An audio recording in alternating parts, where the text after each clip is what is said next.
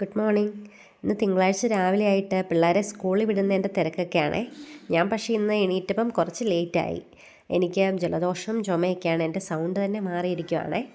ചേച്ചി ഉള്ളത് കൊണ്ട് ചേച്ചി എല്ലാം ടിഫിനും ലഞ്ചും എല്ലാം പ്രിപ്പയർ ചെയ്തിട്ടുണ്ടായിരുന്നു. ഞാൻ എണീറ്റ് ഹെസുവിന് റെഡിയാക്കി ഫുഡെല്ലാം കൊടുത്തു കഴിഞ്ഞാൽ ഞങ്ങൾ സ്കൂൾ ബസ്സിന് വേണ്ടി വെയിറ്റ് ചെയ്യുവാണേ.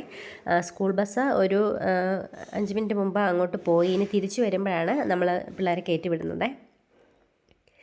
ബസ് വന്ന് ചേച്ചി ഇന്ന് ഹെസുവിൻ്റെ ഡീറ്റെയിൽസൊക്കെ ചോദിക്കുക.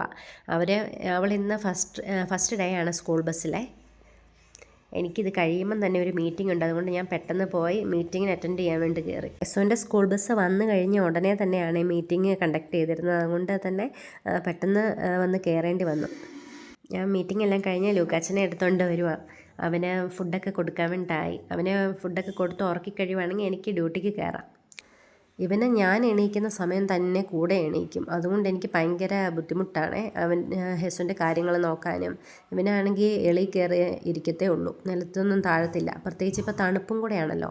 പിന്നെ അവന് ജലദോഷമൊക്കെ പിടിച്ചത് കൊണ്ടൊരു വഴക്കൊക്കെയാണ്. പുറത്ത് നല്ല മഴ പെയ്തുകൊണ്ടിരിക്കുവാണേ. ഒരു കാലാവസ്ഥയൊക്കെയാണെങ്കിലും നല്ല തണുപ്പൊക്കെയാണ്.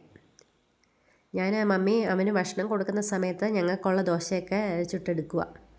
അപ്പം കഴിച്ചിട്ട് പെട്ടെന്ന് തന്നെ എനിക്ക് ഡ്യൂട്ടിക്ക് കയറണം. ഇന്ന് ലേറ്റ് ആയതുകൊണ്ട് ഞാൻ പെട്ടെന്ന് തന്നെ എല്ലാം ചെയ്യുക. വീക്കെൻഡ് ലീവ് കഴിഞ്ഞ് കഴിയുമ്പോഴത്തേക്കും തിങ്കളാഴ്ച മോർണിംഗ് ആകുമ്പോഴത്തേക്കും എല്ലാത്തിനും ഒരു മടിയാണേ. എന്നാലും ചെയ്യാതിരിക്കാൻ പറ്റുമല്ലോ, അതുകൊണ്ടെല്ലാം ചെയ്യുക. അങ്ങനെ ദോശ എല്ലാം ചുട്ടിട്ട് ഞാൻ കഴിക്കാൻ വേണ്ടി പോവാണേ. ദോശയ്ക്ക് ചമ്മന്തി ആയിരുന്നു ഇന്ന്. സാധാരണ ഇവിടെ ദോശയ്ക്ക് ചമ്മന്തിയും കാണും, പിന്നെ സാമ്പാറും കാണുമേ.